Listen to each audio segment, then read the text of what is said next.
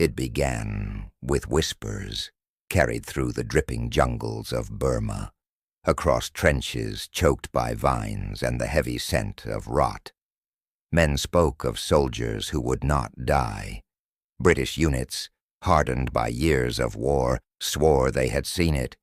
Figures emerging from the mist, torn open by bullets, still advancing with machetes raised.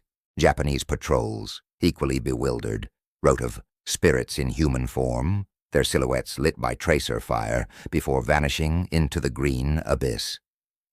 The year was 1943, the Burma Campaign, a war within a war, raged through a landscape that seemed designed to break human will. Every step sank into mud. Every breath drew in the sour air of decay. Monsoon rain blurred the boundary between the living and the dead, washing over corpses that never fully disappeared, their faces half swallowed by the earth. In that suffocating chaos, sanity was a luxury. Among the fragments left behind, letters, diaries, field notes, a strange pattern emerges. A Japanese lieutenant writes of enemy ghosts who do not scream. A British sergeant records in disbelief, "We shot one clean through the chest, but he kept coming. When we found the body later, the eyes were still open." Each entry reads like a fever dream, yet together they form something chillingly consistent. To the soldiers who fought there, the jungle itself seemed alive, an organism of shadows and whispers. The rustle of leaves might have been the wind, or the approach of those who could not be killed. Patrols moved with their rifles raised, nerves raw, every raindrop sounding like a footstep. Fear became their only compass, and then came the tales from the Burmese themselves. Villagers who spoke in hushed tones about fallen warriors who returned to finish their fight, guided by ancient oaths and forest spirits. In their stories, death was not the end, but a transformation, a passage into something darker, older, and bound to the soil. Was it myth, born of madness, a hallucination of men stretched past breaking? Or had the jungle awakened something that refused to die quietly? These were not questions of strategy or intelligence reports. They were confessions, written by men who no longer trusted their own eyes. Because in the heart of Burma, under the relentless rain, one truth began to take root. You could kill a man's body, but not always his will to fight. And that was only the beginning of the legend that came to be known as the Shadow Battalion.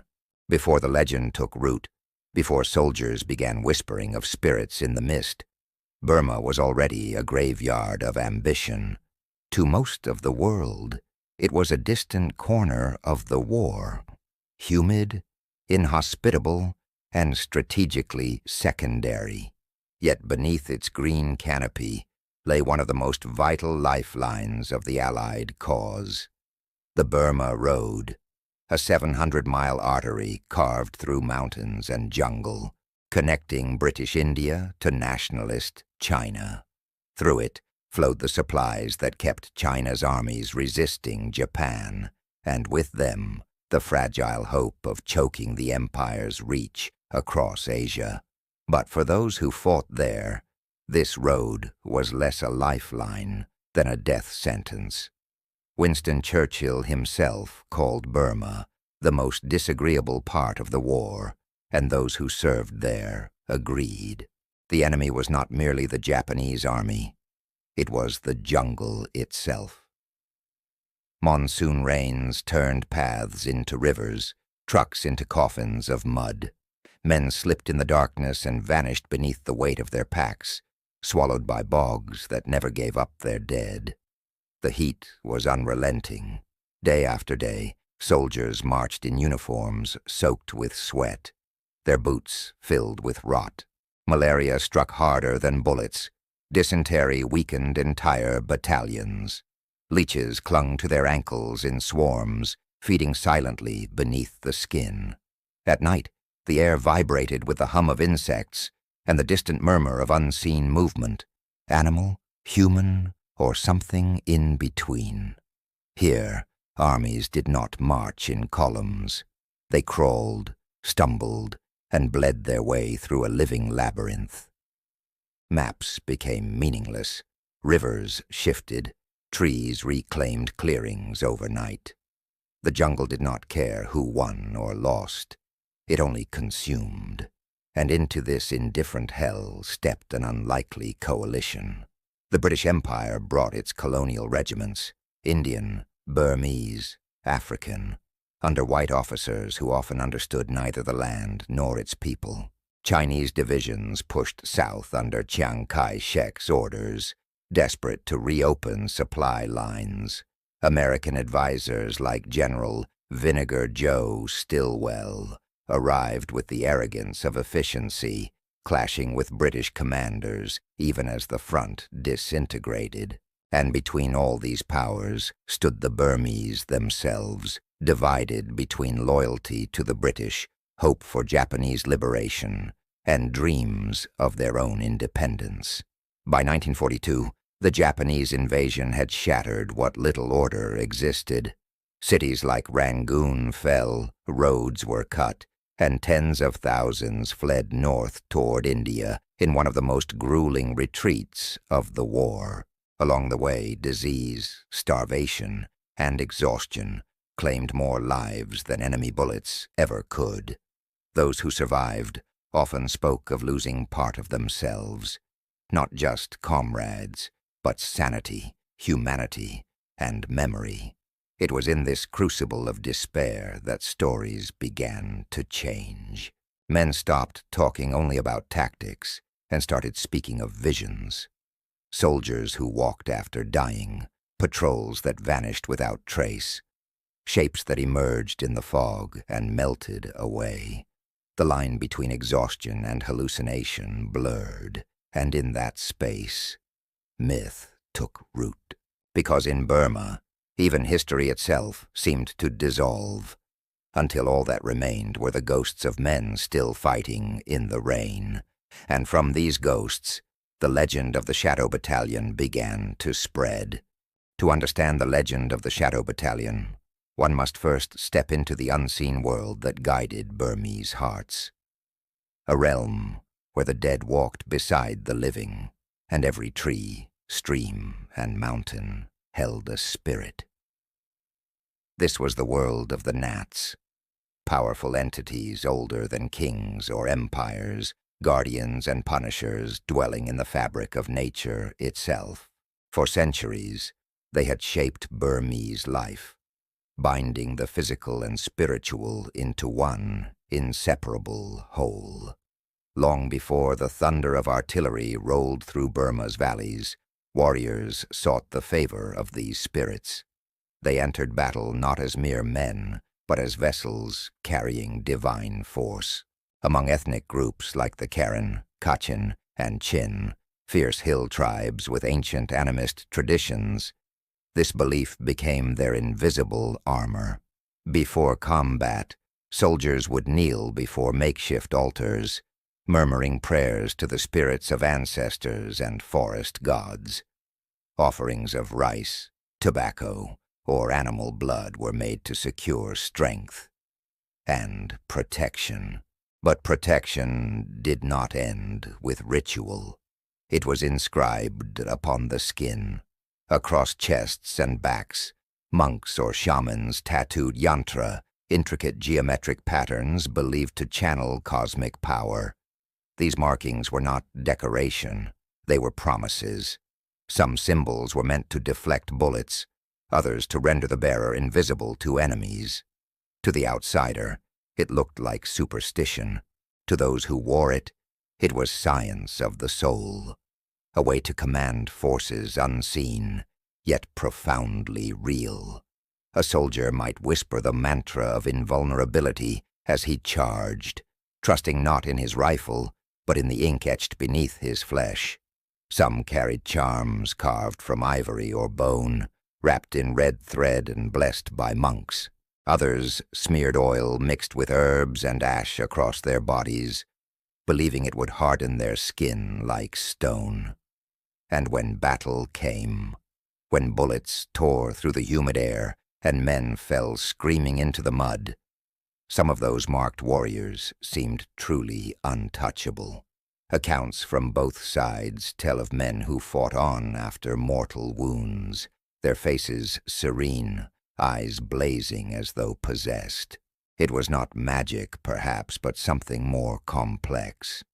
Belief powerful enough to override pain, to push the body beyond its limits. In the chaos of the Burma Campaign, where death hid behind every leaf, faith became a weapon as sharp as any bayonet. These soldiers did not simply fight for survival.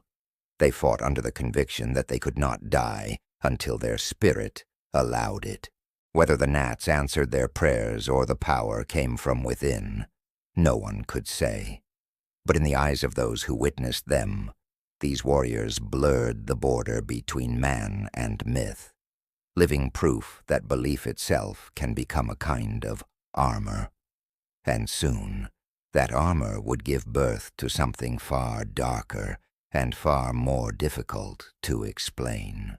The first reports came not from generals or intelligence briefings, but from the trembling hands of men who had seen too much. In early 1942, as British and Indian regiments pushed through the steaming hills of central Burma, a patrol led by Captain Arthur Greenway stumbled upon a band of Burmese guerrillas allied with the Japanese. The ambush was swift, the outcome certain. From less than 30 yards, they opened fire, clean, practiced bursts that tore through the bamboo grove. Yet what happened next defied everything they knew of war. Through the drifting smoke, figures kept coming. One man's chest bloomed red, another's arm hung by a strip of flesh. And still they advanced, machetes raised, eyes fixed forward. They should have been dead. Greenway later wrote, but they moved as if their bodies hadn't been told. The engagement lasted less than 2 minutes. When it ended, the ground was strewn with corpses. Yet several of those men had walked, even charged, long after receiving wounds that should have ended them instantly. At first, the British dismissed it as battlefield hysteria, the mind's distortion under stress. But the pattern repeated. A medical officer attached to the 17th Indian Division recorded cases of Burmese and Chin fighters sustaining multiple gunshot wounds, yet remaining conscious for astonishing lengths of time. No shock, he wrote. Pulse strong, eyes lucid, they die only when blood loss becomes total. He compared it to an animal's final surge of adrenaline, but even that seemed insufficient. Across the lines, Japanese units in the Arakan Hills began reporting the same. A log from the 55th Division described, "Ghost-like enemy, who showed no pain when struck by rifle fire." One soldier claimed he saw a man fall, rise again, and charge with a knife buried in his abdomen. "They are not men," he wrote in disbelief. "They are something else." Historians, combing through these diaries decades later, found dozens of corroborating accounts. Different languages, same story. Men struck down, rising again. Mortally wounded fighters who continued to move with eerie calm. Explanations were proposed. Physiological, psychological, even pharmacological. Some speculated that the guerrillas had used stimulant brews or opium mixtures to dull pain. Others suggested that belief itself acted as a drug, the unshakable conviction of invulnerability flooding the bloodstream with adrenaline. In the Burmese cosmology of the gnat, death was not an end but a transition, and perhaps that faith, that certainty, delayed the body's surrender. Yet the testimonies refused to fit neatly into science. Too many witnesses, too many identical accounts, Too many men convinced that what they saw was not madness, but manifestation. Even the doctors who tried to explain it could not escape its grip. One British surgeon, after tending to a Kachin fighter with a shattered lung who fought on for 10 full minutes, simply wrote, "He looked at me and smiled before dying, as if he knew something I did not." And from those encounters, the myth hardened into something more, a shadow that neither bullet nor reason could dispel. Next came the question no one wanted to ask. Were these men fighting for life, or already fighting beyond it? If myth gave the Shadow Battalion its spirit, chemistry may have given it form. Beneath the mysticism of jungle rituals lay a quieter, more tangible force, the ancient science of plants. For centuries, Burmese warriors had drawn upon the jungle's vast pharmacopoeia, concocting mixtures meant to sharpen the senses and silence pain. What modern medicine calls stimulants, they called gifts from the forest spirits. The simplest was the betel nut, chewed across Southeast Asia, a crimson stimulant that quickened the pulse and tightened focus. Soldiers heading into battle often stuffed their mouths with it until their gums bled, welcoming the bitter electric surge that followed. Others smoked cannabis-infused cheroots, both as ritual and remedy, muting fear while heightening alertness in the humid dark. But beneath these familiar substances lurked something far more potent, compounds that mirrored what the world would later know as methamphetamine. Long before synthetic amphetamines were mass-produced in Tokyo or Berlin, Burmese alchemists and monks were experimenting with local flora that contained ephedrine-like alkaloids. In powdered or liquid form, these jungle tonics could elevate heart rate, flood the bloodstream with adrenaline, and suppress the body's natural shock reflex. The effects were transformative. Pain dulled, exhaustion evaporated, and fear, that primal tether holding a man to caution, dissolved entirely.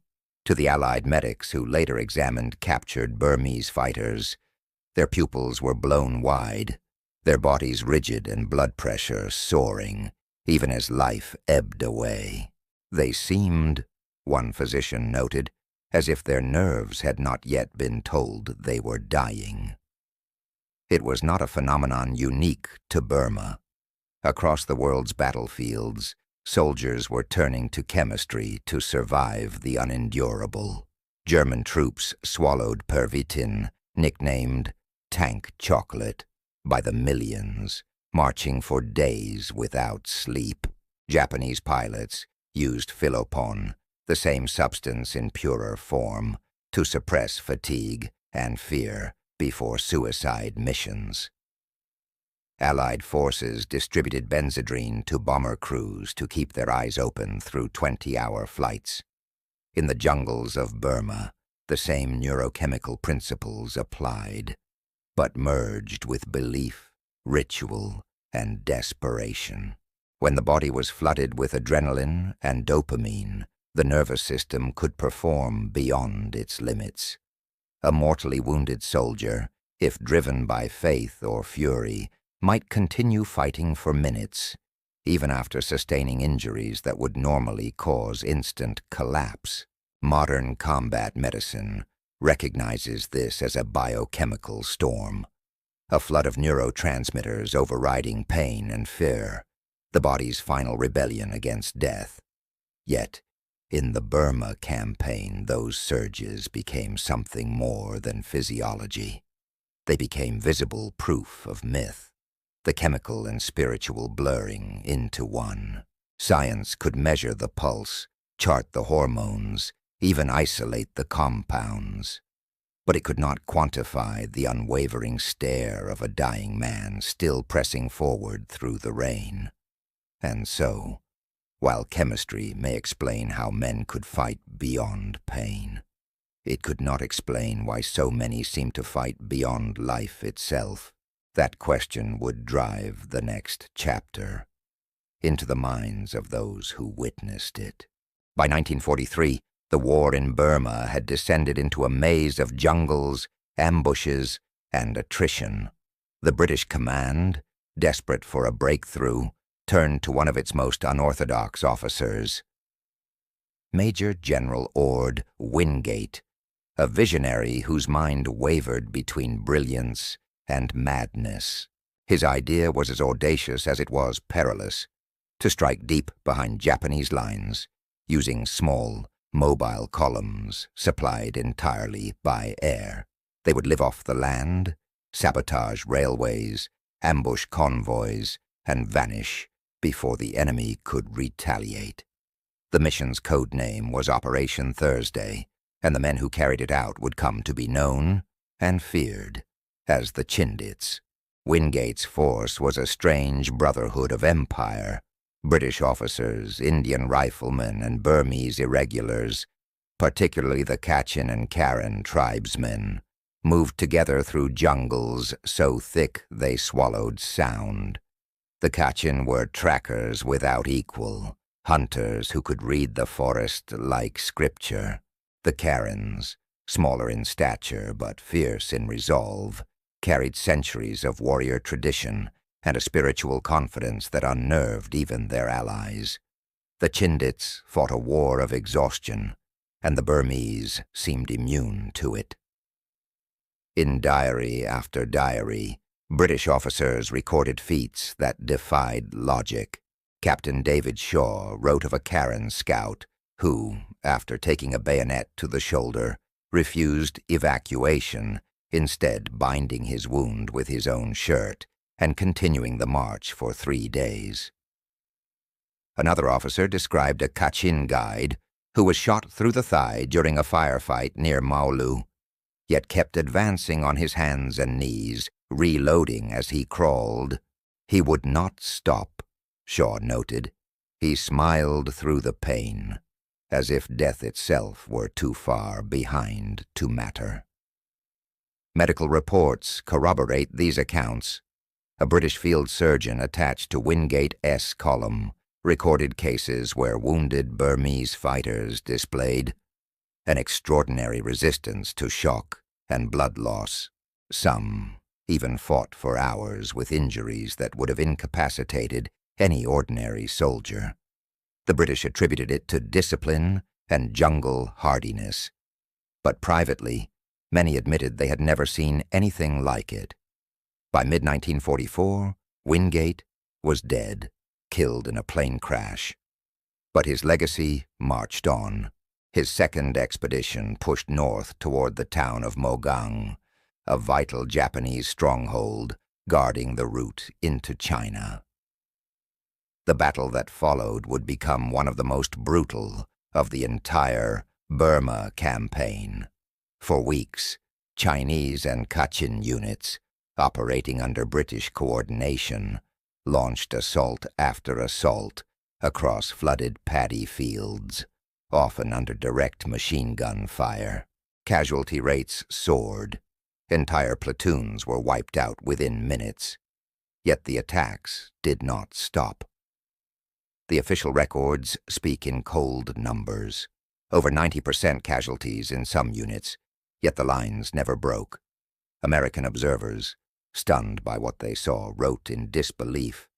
They advanced like men who no longer felt fear. Japanese after-action reports, recovered later, confirm the same surreal detail. One officer described Kachin soldiers who would not fall even when their bodies were torn apart. Another report simply called them the ghosts of the North. When the smoke cleared, Mogang was taken, at an unspeakable cost. Out of the Chindits who entered, barely half emerged alive. The survivors spoke little of what they had witnessed, perhaps because words could not capture it. What endured, however, was the sense that something beyond discipline or bravery had driven those men, something that blurred the line between human endurance and the supernatural. In Mogang's sodden earth, the legend of the Shadow Battalion ceased to be rumor It became history written in blood and disbelief, and as the war dragged on, whispers began to spread beyond the jungle, reaching laboratories, command tents, and intelligence desks, searching for a rational explanation that still refused to come. For years, Allied reports of ghost soldiers were treated as wartime embellishment, tales told by exhausted men in impossible conditions. But the truth gained weight when it emerged not from the victors, but from their enemies. Hidden in the faded pages of Japanese military archives are records that mirror, almost word for word, the Allied testimonies. They speak of Burmese and hill tribe fighters who fought past death, of enemies whose endurance broke every known boundary of human physiology. In the diaries of the Japanese 18th Division, stationed in the Caledon Valley during 1943, the pattern is unmistakable. One entry from Lieutenant Kenji Morimoto reads, "We ambushed a group of local guerrillas near the river bend. Several were struck directly by rifle fire, their chest, head, leg, yet continued to fire and shout as they fell. It was as if their bodies had not been informed they were dead." Another officer, Captain Hideo Sakai, wrote more bluntly, "They do not die like men, they die like gods in rebellion." These were not untested soldiers prone to fantasy. The Japanese army, bound by the Bushido Code, revered stoic endurance. Death before surrender was not just doctrine, it was spiritual law. Yet even among such men, what they saw in the Burmese jungles unsettled them. "We of the Emperor's army believe in meeting death proudly," wrote one sergeant. But these jungle spirits, they seem to go on fighting even after death has claimed them. The Burma Campaign became a nightmare of unseen movement and unending assaults. Patrols reported Karen ambushers who absorbed volleys at point-blank range, charging through the mist with silent ferocity. Wounded men continued to fight hand to hand, heedless of bayonets or bullets. One Japanese medic recorded treating a soldier suffering severe shock after a night battle. He swears he shot the same enemy 3 times, each time watching him fall. Yet the man rose again until dawn. Now he will not close his eyes. As these encounters multiplied, so did their psychological toll. Japanese units, once disciplined and fearless, began to fear the darkness itself.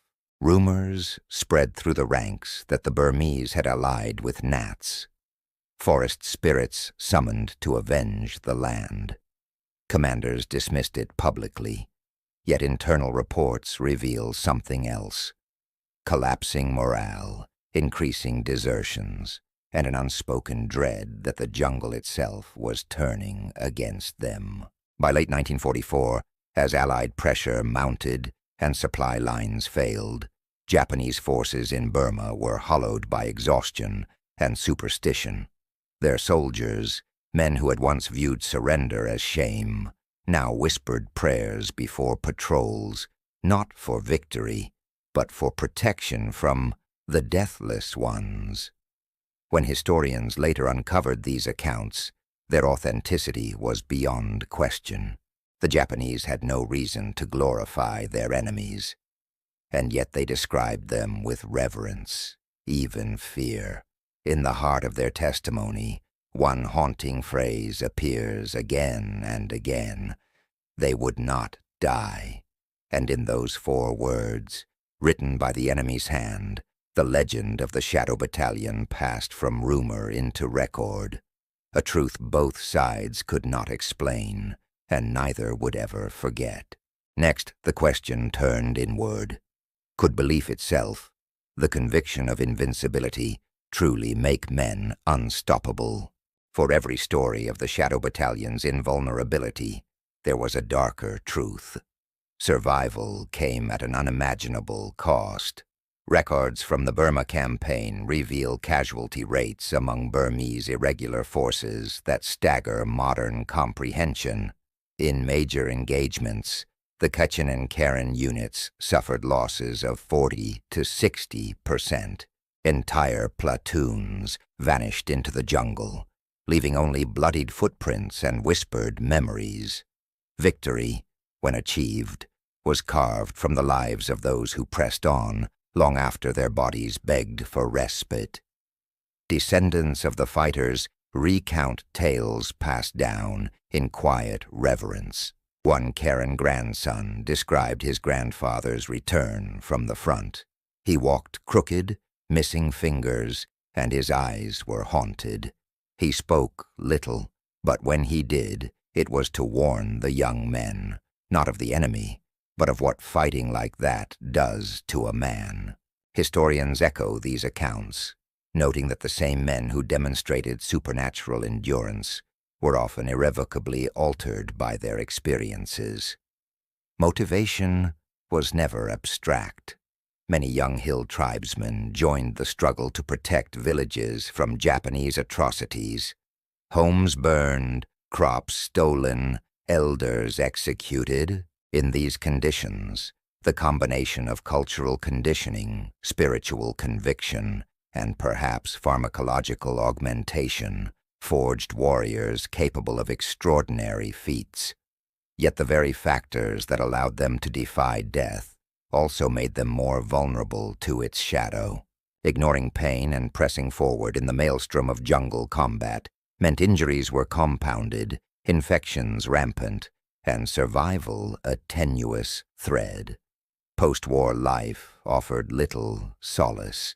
Survivors returned to villages that had been razed or transformed, their bodies riddled with untreated wounds. Medical studies later found many suffering chronic pain, impaired mobility, and neurological damage consistent with repeated trauma. Psychological scars were even more profound. PTSD, survivor's guilt, and a sense of disconnection from the civilian world became common. Men who had operated on the edge of human limits found ordinary life unbearable.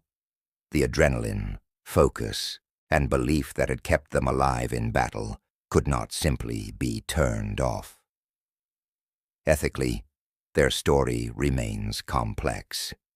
Were these warriors empowered by their traditions, drawing on the wisdom of centuries and the courage of their ancestors, or were they, in some ways, exploited, their faith, resilience, and physiology pushed beyond natural limits by the exigencies of war? The answer may lie in the very heart of the legend. Extraordinary abilities do not exist without extraordinary cost. In memorials and oral histories, the focus is often on the ghost soldiers, the invincible, the untouchable. Yet it is equally crucial to remember the men behind the myth. Each bullet dodged, each wound ignored, was paid for in flesh and spirit. Their endurance inspired awe, but their suffering reminds us that human limits, even when seemingly transcended, leave indelible marks. The Shadow Battalion story is therefore twofold, a tale of astonishing courage and a testament to the price exacted by that courage. The ghosts of Burma were not invincible by nature. They were mortal men, rendered extraordinary and irrevocably changed by the harshest crucible war could offer, and as the world would later discover, even legends cannot escape the consequences of mortality. Decades after the last shots were fired, the jungles of Burma remained alive with memory. The men who had been called the Shadow Battalion became something larger than themselves, symbols of courage, resilience, and the enduring mysteries of human potential. In the Kachin and Karen regions, small memorials mark the villages and hilltops where fighters once gathered. Plaques and carved stones honor grandfathers who fought beyond death, and descendants recount stories as if the warriors were still present, their spirits lingering in the forests they defended. The narratives are complex. To some, these soldiers are nationalist icons, the embodiment of resistance against both Japanese invaders and colonial powers. To others, they are tragic victims of global forces beyond their control, caught in a war that demanded more than any human should endure. Oral histories emphasized not just the supernatural endurance of the fighters, but the moral courage and loyalty that fueled it, qualities that shaped generations and inspired ongoing struggles for autonomy and justice. Modern Myanmar's ongoing ethnic conflicts have at times reignited interest in these traditions. Local militias study the tactics and spiritual practices of the Chindits and their Burmese allies, blending folklore, ritual, and military training. Yet this revival is not without controversy. Some groups romanticize or exploit the mythic aspects, obscuring the human cost while elevating feats into legend. The story of invulnerability becomes both inspiration and warning, a reminder of the fine line between empowerment and exploitation. Historians and anthropologists have also drawn broader lessons from the Shadow Battalion. These accounts illuminate the extremes of human adaptability, revealing how belief systems, cultural conditioning, and environmental pressures can converge to push men past ordinary limits. In Burma, the interplay of spirit, mind, and body transformed the jungle into a crucible where extraordinary acts were possible, acts that defied conventional military logic and challenged Western notions of physiology and endurance. Yet perhaps the most important legacy is ethical and memorial. The Shadow Battalion's story forces us to confront whose bravery is remembered and whose is marginalized. While the histories of European and American soldiers dominate WWII narratives, the sacrifices of Burmese fighters, often young, rural, and ethnically distinct, are frequently footnotes. Preserving their stories ensures that courage and suffering are acknowledged, not erased. Even now, the jungle holds secrets, both literal and symbolic, forgotten graves, uncharted paths, and the lingering echoes of men who fought beyond fear, beyond pain, and perhaps beyond death itself. In these spaces, the legend endures, a testament to the extraordinary human spirit, and a reminder that some of history's most compelling stories unfold where the world rarely looks. And from this reflection, the question arises: what does it mean when myth and history converge? And how do we honor those who lived on that perilous threshold? The Shadow Battalion remains a story suspended between fact and legend, where the limits of human endurance brush against the unexplained. Despite decades of research, we may never fully quantify why Burmese fighters in WWII seemed capable of feats that astonished and terrified both allies and enemies. The truth likely lies in a convergence of forces: cultural conditioning that instilled unshakable courage, pharmacological aids drawn from jungle flora, extreme psychological states born of survival under relentless pressure, and perhaps physiological factors modern medicine has yet to fully comprehend. Across diaries, field reports, and eyewitness accounts, a consistent pattern emerges. These men pressed on when ordinary soldiers would have collapsed. They advanced through blood, pain, and exhaustion, leaving both British and Japanese forces awed and unnerved. What strikes historians and medical experts alike is not merely their survival, but the sheer regularity of these extraordinary performances, repeated in multiple units, across different battles, and documented from multiple perspectives. In a broader sense, their story challenges the familiar, Western-centered narratives of WWII. While beaches, cities, and conventional campaigns dominate textbooks, the jungles of Burma were arenas of intense human drama, where the interaction of culture, belief, and biology shaped the outcome of life and death in ways that remain partially inscrutable. Here the extraordinary was ordinary, and survival was as much a matter of spirit as it was of steel. Honoring these fighters means acknowledging both their courage and the cost they bore. By studying them, we gain more than historical insight. We glimpse the outer limits of human capability, the profound ways belief and environment can reshape the body and mind, and the enduring influence of culture in the theater of war.